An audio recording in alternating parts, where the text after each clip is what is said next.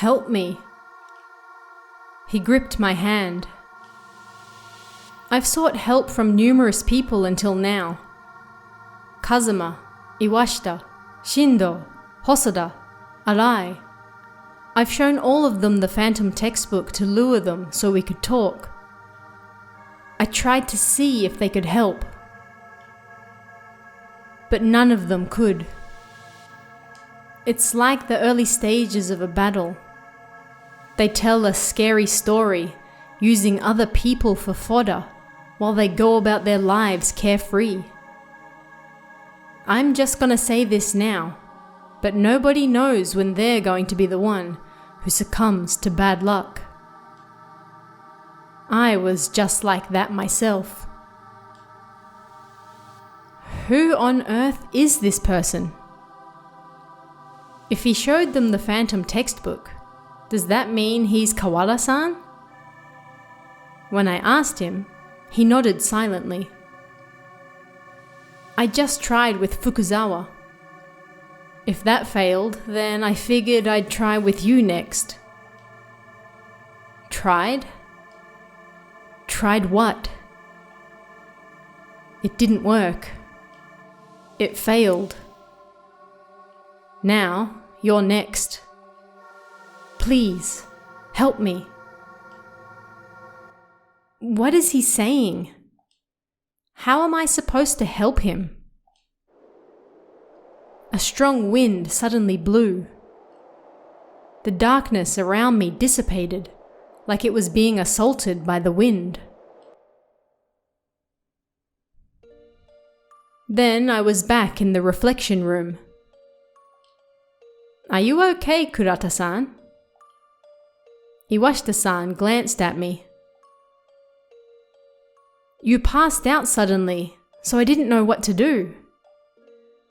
Hosoda-san put his hand out towards me. He helped me stand up.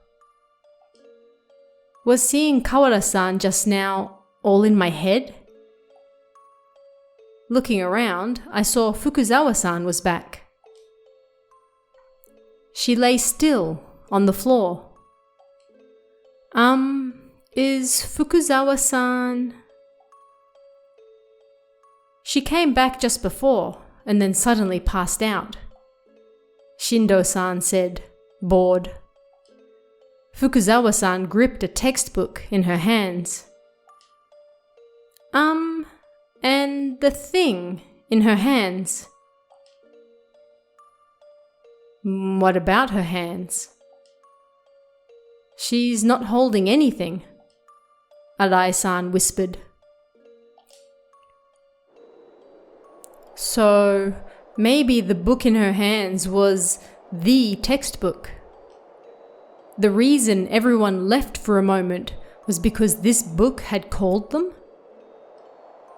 Maybe only the person it was calling could see it. That meant that I was next. I took the book from her hands and opened it. Then the world around me changed once more.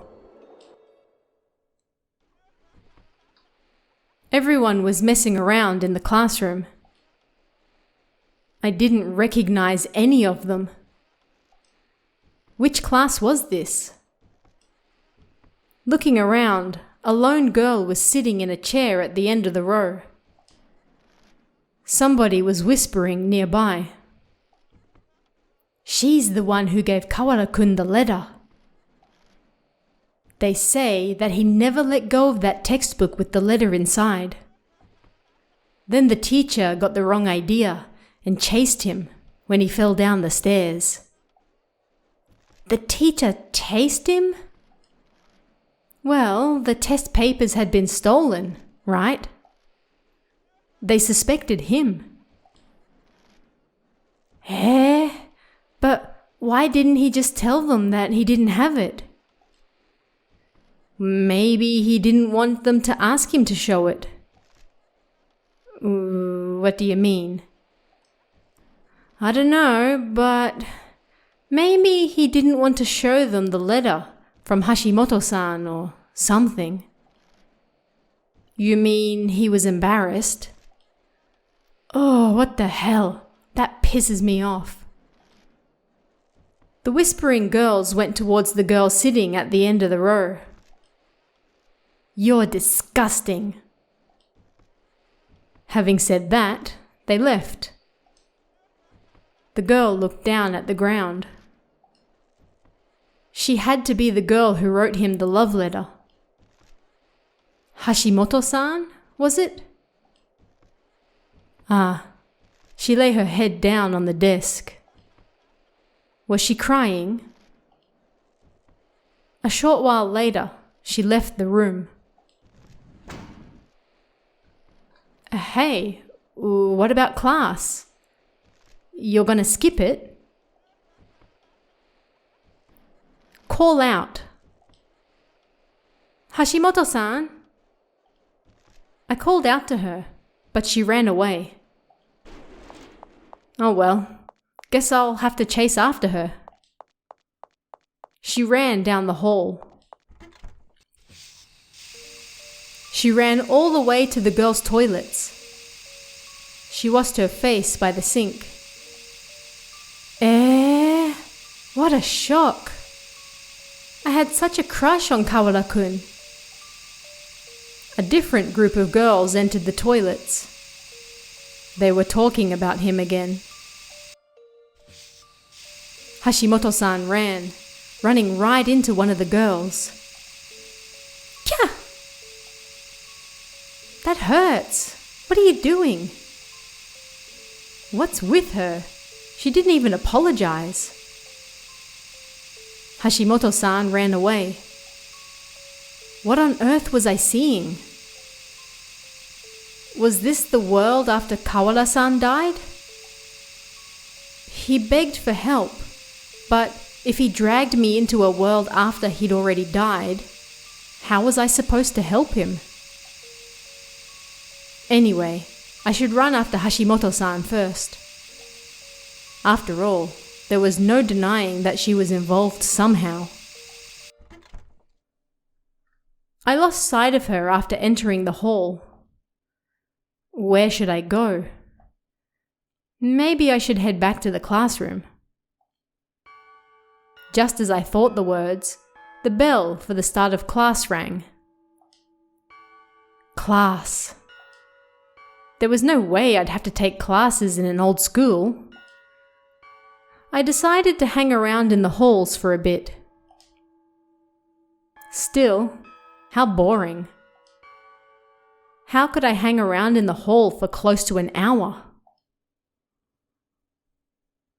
Go to the nurse's office.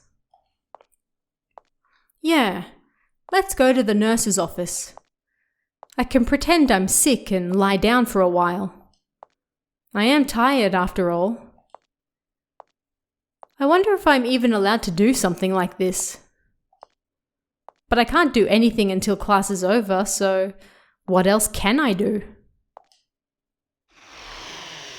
When I got there, someone was already lying down. Oh well, not like it was the only bed. Huh? Wasn't that Hashimoto-san? So she didn't go back to class. She lay down on the bed quietly. Maybe she was sick. The bell for the end of class rang while I watched her. I looked at the clock. That should mean the end of the day's lessons. Hashimoto-san would probably go home soon. She looked up at the sound of the bell. Hello.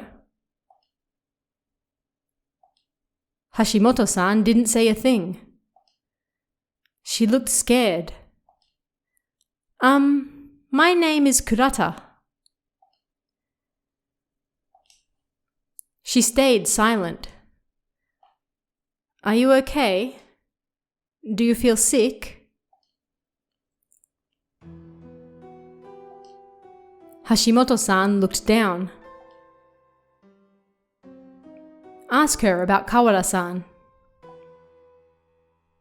Hey, I want to ask you something about Kawara-san. She sighed, continuing to look at the ground. She looked completely exhausted. I'm sorry, but it's too painful. Having said that, she jumped out of the bed. Ah, wait! The textbook fell from my hands as I went to grab her. Her face stiffened when she saw it. Is that... She pointed at the textbook on the ground. Did she know that it was Kawara-kun's? She picked it up and turned the pages. Why do you have this? A letter was inside. It was probably her love letter. I got it from Kawara-san, I answered briefly. She stood there for a moment in silence before running off with the book in her arms. Hey! I panicked and ran after her. What just happened? She tried to jump from some nearby stairs. Damn it! Was Kawara-san's grudge lurking inside the book? Did he really want to kill her that much? Sure, he wouldn't have died if she hadn't put that letter inside, but... Help her. Look out! I grabbed her hand and yanked her back. She lost balance and fell to her hands. Kya! She landed roughly on her palms. She narrowed her eyes in pain. Tears fell from them. I just want to die, she burst out crying. What? So, Hashimoto-san tried to jump of her own free will? You can't do that. You can't do that. She remained silent. Perhaps the one Kawara-kun wanted me to help was her, and not him. But if the rumors that she killed herself really were true, then wouldn't that mean that I couldn't change the past? What should I do? Try to persuade her. Hashimoto-san? Eh? How do you know my name? Well, somehow. But more importantly, Kawara-san is worried about you. No way. Why? I met his spirit. He told me to help you. That's why you can't kill yourself. Don't lie to me. You're just making fun of me as well. Everyone is. Spreading all sorts of lies. They write strange things on my desk, saying it's from Kawara.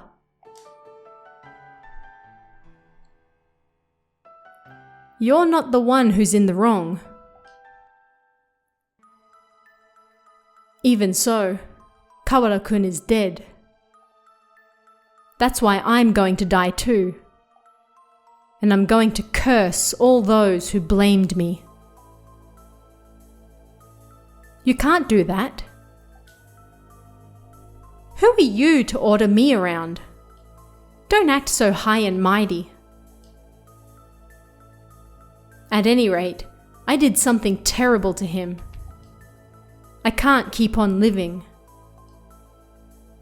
Having said that, a teacher I'd never seen before appeared behind her. Hashimoto, what are you doing? You should be in the reflection room today, correct? Ah, yes. Hashimoto-san left with the teacher. Reflection room? Is she going to write that letter I saw? If so, that's bad. She's going to kill herself today. I need to go over there. I quickly chased after her. I pressed my ear to the door and listened inside. It appeared she was there for something entirely unrelated to Kawara-san. They said something about her uniform, and she took her student handbook out. Seemed she'd got caught out in a surprise inspection or something. "All right, get to work on your apology," the teacher said, and then stood up. "Ah, he's coming outside. I need to hide." I concealed myself from his sight. After he left, I snuck into the room. She had written the first line of her apology. "I'm the reason Kawara-kun died." So I was right. She can't keep writing that. Persuade her. "Hashimoto-san, stop!" I screamed unexpectedly, but she showed no signs of stopping. "Hashimoto-san!" Couldn't she hear me? As I stepped closer, a bright light enveloped me. Damn it! I can't get close. What happened? My head hurts. As the light died down and I opened my eyes, Fukuzawa-san was looking down on me. "Thank goodness, Emi-chan. I thought you'd never wake up." "You sure kept us waiting." "Ah, Iwashita-san. Everyone was here." "Ah, so I was back in the present." So it was no good once again. She killed herself. I heard Kawara-san's voice coming from somewhere. So she ended up dying again? You want us to help her, but can't you do something? He fell silent for a while and then muttered quietly. "I did all I could. I left messages on her desk, but they didn't get through to her." Having said that, his voice disappeared. "Ah, on that note, Hashimoto-san said something about that. Something about notes written on her desk, signed by Kawara." "Ah, Emi-chan, where are you going?" I ran out of the reflection room, leaving Fukuzawa behind. Hashimoto-san's desk. I needed to see it. It was this classroom, no doubt about it. I looked closely at the desk she sat in. There was nothing there.